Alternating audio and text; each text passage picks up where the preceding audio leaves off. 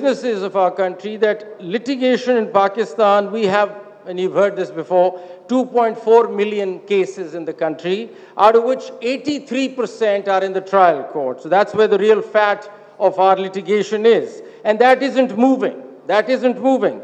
The country decided 1.7 million cases last year. The pendency is still 2.4 million. So you understand how sluggish the litigational sector is and how sluggish the courts are. We're getting about 4,000 cases per month in the high courts, and we're getting about 68,000 cases per month in the district courts, and we're not getting anywhere, for which special judicial renaissance is underway. And I'm not going to bother you with that. There are a series of judicial reforms we're thinking of coming up with, which is going to talk about technology, AI, and a number of other things, so that we could sort of move the pace of this sluggishness that we are through right now.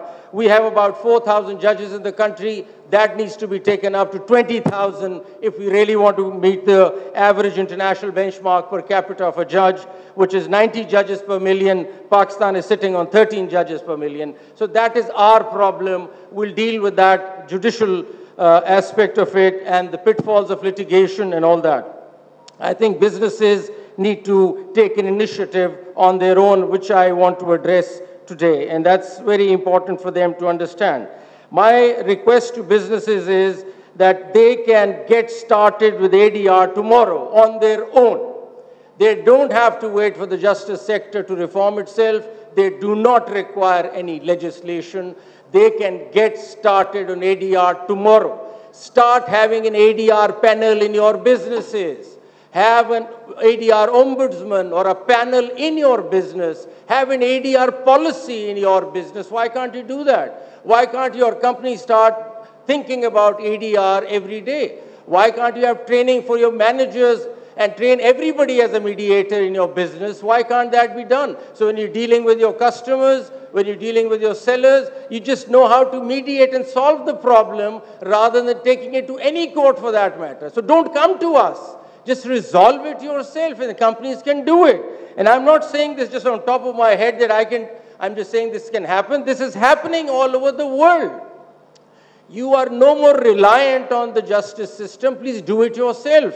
Just have policies, just have ADR systems embedded in your company. And you can do that. You can have a panel, a board of ADR, or ADR board, or a mediator set of board inside the company, which addresses issues within the company as well as with your suppliers, with your customers, and you can deal with that. This is no rocket science to my mind, and you can do it. And I'll just explain to you why this is happening all over the world. And it's not as if we've come up with something totally, new. We can use the external centers like ADRIC and others later. We'll come to them later. You can do it in-house yourselves. And I'll just tell you how this is happening in the world.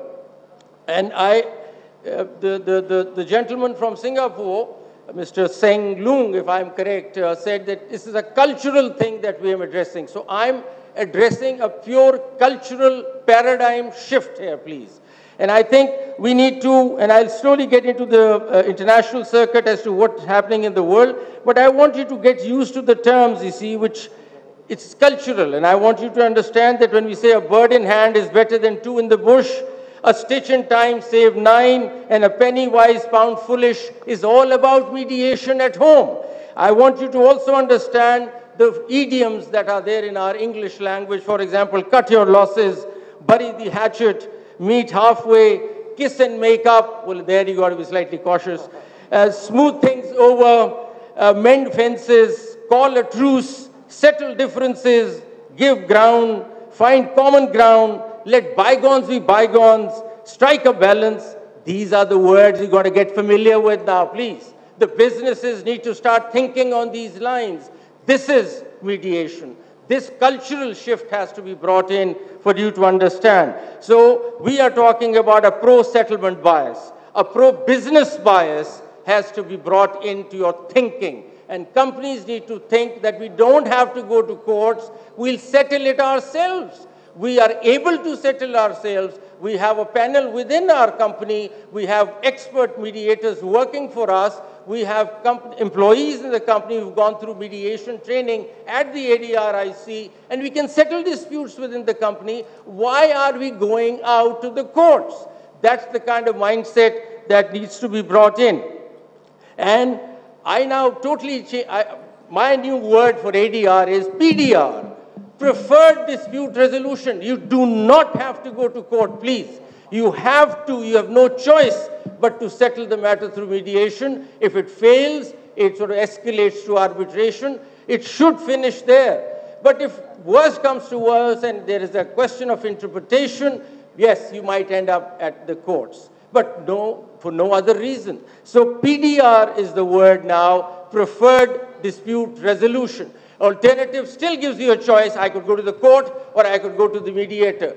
PDR does not give you that choice. Let's seal that. You have to go for our mediation. It's a must. You have to finish it through arbitration and resolve it there. You can't just clog the courts. We're sitting on 2.4 million cases. We're clogged and the system isn't functioning. We're working on that reform, but please, the businesses are smart enough to understand that they don't need to overload the courts anymore when there is a system of doing it themselves. So when I talk about this new system, I refer to some of the companies in the world who have already done this, and that's something that most of the chief executives, prominent chief executives in the world have done it. So I refer to Jeff Bezos of Amazon, who has implemented extensive ADR processes, especially in handling disputes with sellers on its platform. It's called the Amazon A to Z guarantee, which settles these problems. Let's move on to Tim Cook at Apple. And known for his pragmatic approach to business, Cook has been instrumental in steering Apple towards using ADR. Go study those models, and they're doing it in the world. Then we talk about Richard Branson. He's amazing when you talk about ADR. In the Virgin Group, Branson has been a vocal advocate for non-confrontational dispute resolution throughout the Virgin Group, particularly in customer service sectors of the business. Virgin Trains, for example, had implemented customer dispute resolution platforms that mirrored Branson's philosophy of resolving issues amicably. So they're doing it. Then we look at Sheryl Sandberg at Facebook, and she follows mediation policies within her company. So, I mean, hello, I mean, what are the businesses doing? Why aren't they looking at all this? And why are you relying, thinking that the judiciary will give you an answer to this? It's your own baby. Go do it yourself. And if you look at Jack Ma also at Alibaba, they seem to have a very strong portal where settling disputes on these. So the well-known companies, as I said, Amazon one, eBay is setting online settlements of disputes. You could do that. You could start an online settlement dispute. You need technology. You don't need laws. You don't need legislation. You need technology. You need to understand that we can settle it ourselves. Look at Google for that matter. Google offers various ADR methods to resolve disputes related to its services and projects. This includes mediation and arbitration processes. AT&T does it, IBM does it, and I'm not going into their details. Everyone has a very strong ADR policy in place. The American Express, the UPS, the Hewlett-Packard of the world, the IBM, they seem to be doing it. General Electric, they all are doing this. Toyota, for example, has a partnering program in ADR initiative aimed at resolving disputes with suppliers through mediation before resorting to arbitration or litigation. Now, they're all here in this world. These companies are operating with their own policies. My request to ADRIC would be to help companies stand up on their own, to show them these policies so they could be self-sufficient. They come to you as an external ADR system later, once they fail and they're unable to do it. So handhold companies to be self-sufficient, self-reliant in the business of ADR, and that would be perhaps the future, as I see it, could be the way out of all this. For example, Intel has a very strong variety of ADR techniques that it uses in its own company. So these programs are typically part of a broader effort to create a more collaborative workplace culture and to handle external business disputes more amicably. The use of ADR by such companies often leads to faster resolutions, and you don't have to go to anybody else. So that's one set of submissions that I wanted to make was that the companies, please get self-reliant. Just go pick up all these companies that I've referred to, find those policies, announce a policy tomorrow in your company called the ADR policy. Get a hold of some people, tell ADRIC to train some of your managers and get going. I mean, I think there is no waiting on this one. You don't have to wait for anybody, one. Number two, I would like to, as Justice Jawad referred to, climate change. These are serious things that are going to happen to companies. So climate change is going to seriously affect companies and businesses in numerous ways, influencing operations, supply chains, regulatory compliance, and there will be operational disruptions, there will be supply chain challenges, and there will be regulatory and legal challenges which will have financial impacts and other reputational risks that the companies will face. So you need to also tailor an ADR soon in dealing with those climate change issues which will arise sooner or later. And ADR would be the best climate change alternative to deal with those issues at that time. Climate finance is another big thing that's coming your way, the businesses, and I refer to that, that refers to financial resources allocated towards climate change mitigation and adaptation activities. These projects will bring disputes also. So climate change and climate finance will bring disputes, so please get ready. The businesses ought to take position on ADR internally to understand these issues, because in this you'll be meeting global partners. ADR works for them, ADR works for you. So please try to think of ways where you could have agreements with your suppliers or your partners, which embeds a clause of ADR, in-house ADR. It's no rocket science to my mind. And you can have the flexibility of resolving it right in your office. You could have a floor or an office or a separate room called the ADR panel, which could be totally neutral people sitting in your company trying to resolve your disputes. Moving on to business schools, and my request, and I see it at IBA, and I think the ADR curriculum needs to get blended into your program, curriculum. It's important. At the law schools, we're talking about it, and I'm not talking about the judicial reforms. We're telling the law schools to start talking about negotiation, start talking about mediation, because the construct of our legal education is generating adversarial lawyers, you see. So the construct is different. We're working on that, but I'm just requesting the business schools to have a curriculum that integrates this into their program. It's imperative now that the business schools start talking about settlements, negotiations, and dispute settlements in this kind of vein. So specialized programs and practical experiences could be shared with students, and you can have a whole program collaborating with law schools, maybe, if you want to understand some aspects of it. But I think this would be important. I don't want to get into the details. I'm quite sure the business school will understand that this is mandatory. You need to bring that in.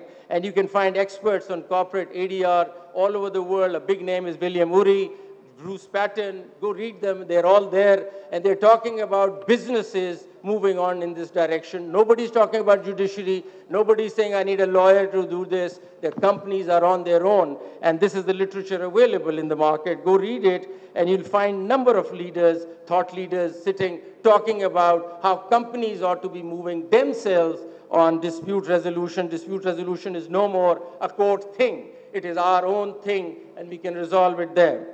The other thing that I want to highlight, an important point, is China. And I want to talk about BRI, the Belt and Road Initiative.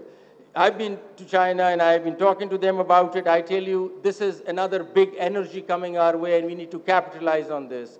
CPEC, BRI brings in a lot more energy, investment, employment, a number of things. Chinese don't like litigation. They don't like stay orders. You have to speak their language, and you need to understand how to do business with China. So China is a big business partner, and businesses in Pakistan need to prepare for China. And that can only be done if you have a language that understands dispute settlement, dispute resolution. You can't rush and get a stay order when you're dealing with the Chinese. They'll just walk away. So please start thinking on those lines, because that will bring a lot more investment, and China has already done it. If you go study their model, they have a China International Commercial Court, the CICC. They have a Silk Road Arbitration Center, which we can turn. I'm sure ADIRC could start working with them. The BRI dispute resolution mechanism is available in China. They don't want to impose it on you, but they want you to understand the language How are we going to do business? So this is the language, the new language of business is mediation, pro-settlement language, which you need to generate. I can't do it as a judge, it's not my duty. You businesses will have to come up with a new language of dispute settlement. Please start working on it, start thinking on it, and that's how things are going to change. Because China, to my mind, is a big business that's coming our way. They're trying to work with South Asia, and the new thing that we're trying to do with them is that SAARC could be reborn with China, with the BRI, South Asia collaboration. We could start working with our neighbors with this new language of dispute settlement, enhanced trade, enhanced business. So please, for a minute, just forget the courts and start thinking about solving problems ourselves and moving ahead, speaking a different language and moving ahead and improving our the trade, business, which will, of course, move towards improving our economy, which is perhaps the key right now. We have to work on the economy. So we don't have to be reliant on any other system. We can do it ourselves. The businesses can do it, and I'm quite sure IBA's ADRIC could help handhold the businesses in understanding what we're talking about, and they need to understand, and I'm quite sure once they understand, they don't need us anymore. So that's all I wanted to say tonight. I also want to thank Justice Sarmat Osmani, who's sitting here, who's been my elder, my senior, and I've learned a lot from him. I acknowledge your presence with great thanks. Thank you for being here, and thank you, everybody. I think it's about time to go home. Good luck and all the best to you all. Thank you so much, sir. I request you to please remain on stage. And I would also like to invite Dr. Akbar Zaidi, Mr. Kamran Bulgrami, and Mr. Buland Sohail to please also grace the stage and present our esteemed chief guest with a token of appreciation for delivering his